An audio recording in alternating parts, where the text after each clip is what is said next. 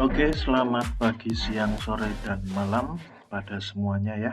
Kesempatan saat ini saya akan mencoba menjelaskan tentang reinforcement learning. Kita mulai dulu dengan pengenalan apa itu reinforcement learning. Tapi sebelumnya, ada beberapa kelas dari learning problem atau problem belajar ya.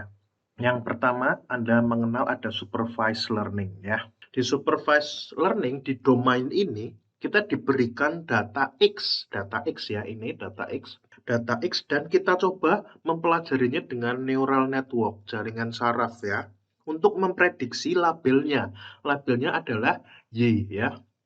Jadi tujuannya adalah learn function to map ya, mempelajari fungsi mempelajari untuk memetakan X ke Y ya. Contohnya seperti ini, secara intuitif bisa kita lihat. Misalnya kita labeli benda ini adalah jeruk, jeruk orange. Oleh karena itu dia bisa tahu kalau benda ini adalah jeruk orange ya. Seperti waktu Anda masih kecil, tanya kepada orang tua, ini namanya apa? Ini namanya apa? Orang tua Anda memberitahu kepada Anda, ini namanya sapi, ini namanya nyamuk, dan lain sebagainya. Selanjutnya adalah unsupervised learning. Pada kasus ini, kita hanya diberikan data tanpa label ya, tanpa label. Misalnya kita punya banyak sekali gambar buah jeruk ya, dan dipaksakan untuk mempelajarinya dengan jaringan saraf, model yang merepresentasikan struktur yang mendasar pada datasetnya ya. Pada skenario jeruk ini, kita bisa mempelajari model yang menunjukkan ini gambar jeruk yang sama, mirip seperti yang sebelahnya. Ini dan ini, oh ini jeruk dan ini jeruk gitu ya. Tapi kita tidak tahu ini jeruk karena kita memang tidak melabelinya sebagai jeruk. Oke, kita lihat yang terakhir. Yang terakhir adalah reinforcement learning ya. Di reinforcement learning ini, kita hanya diberi data dalam bentuk state action pairs. Pair pasangan ya, pasangan state dan action. Di sini state adalah observasi dari sistem, dan action adalah behavior atau perilaku dari yang sistem lakukan jika melihat state tersebut. Tujuan reinforcement learning berbeda dengan supervised learning dan unsupervised learning. Tujuannya memaksimalkan future reward hadiah di masa depan ya, di lingkungan tersebut pada banyak langkahnya, pada tiap langkahnya ya. Di sini bisa dilihat pada kasus jeruk ini, hasilnya adalah it is because it will keep you alive ya. Jeruk itu dimakan karena ini bikin kamu tetap hidup, jaga kesehatan kamu, dan lain sebagainya. Ada rewardnya. Seperti unsupervised learning, hasilnya tidak kita ketahui karena kita tidak melabelinya ya. Hasilnya tidak kita ketahui kalau ini adalah jeruk. Bahkan kita tidak mengetahui apa ini, bentuk ini apa gitu. Yang diketahui adalah mungkin di masa lalu jika dimakan akan membuat kita bertahan hidup lebih lama dan membuat kita semakin sehat. Nah, melalui state action pair ini, kita bisa mempelajari fungsi tanaman jeruk ini.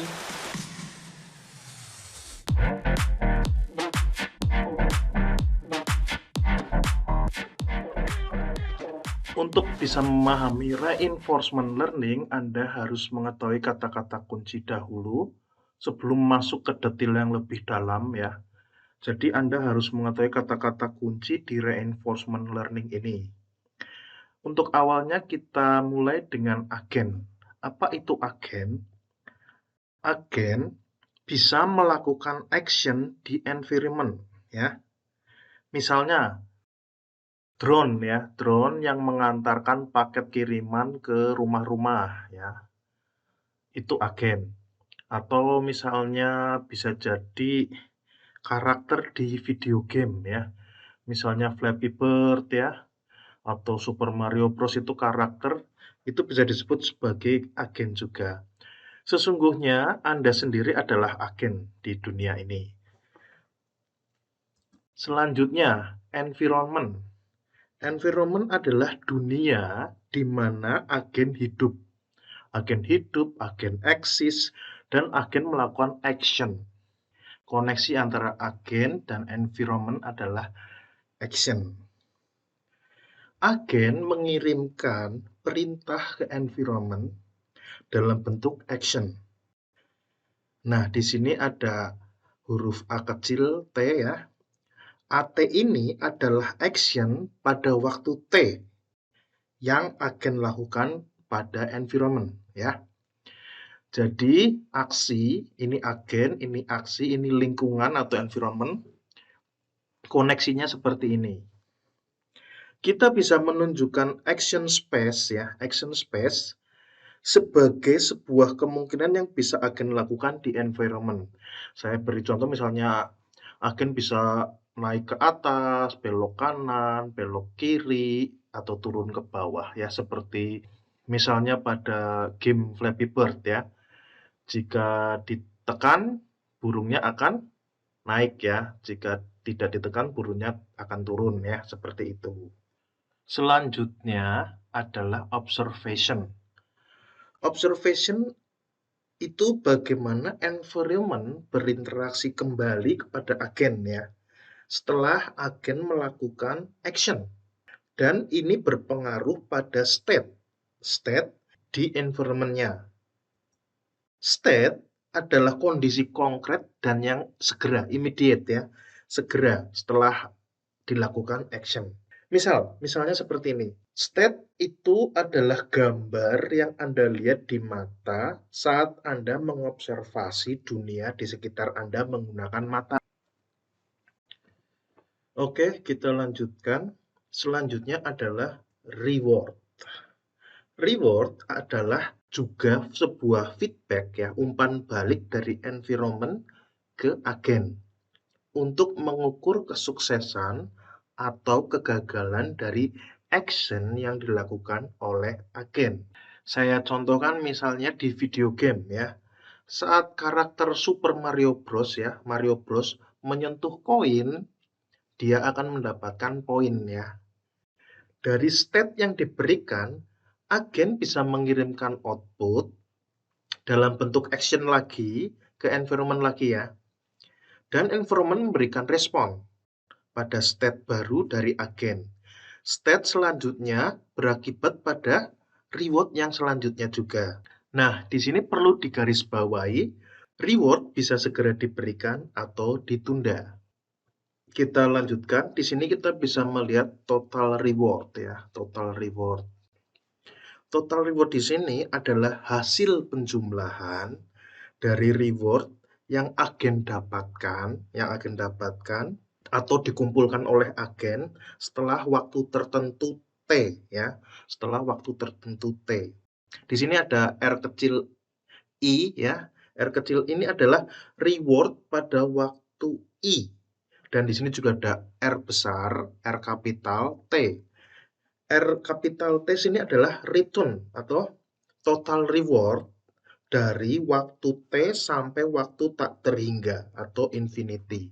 Dari waktu T sampai tak terhingga atau infinity ini. Kita bisa memperluas persamaan ini menjadi seperti ini ya. Di sini kita lihat dari R of T, R dari waktu T ditambah R dari waktu T plus 1 dan seterusnya sampai tak terhingga ya. Kita perluas persamaan ini seperti ini, bisa seperti ini ya.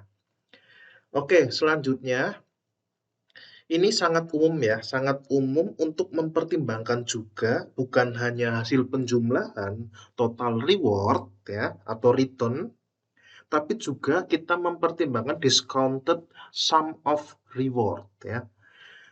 Discounted sum of reward. Di sini bisa Anda lihat di sini ada direpresentasikan dengan gamma ya.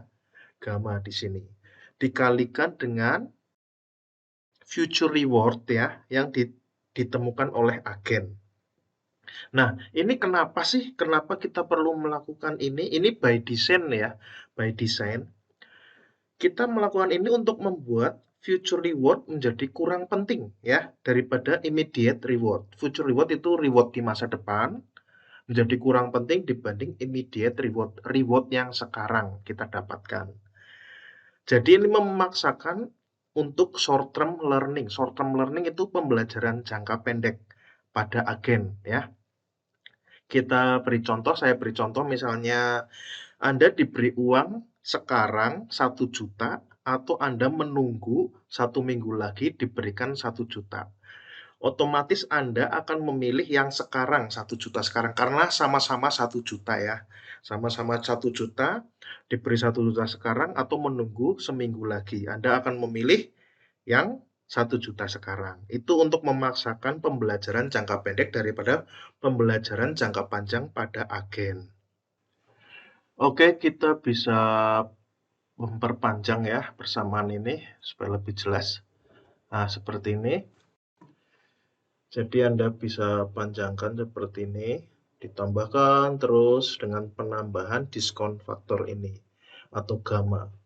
Dan diskon faktor itu antara nilainya antara 0 sampai 1 ya.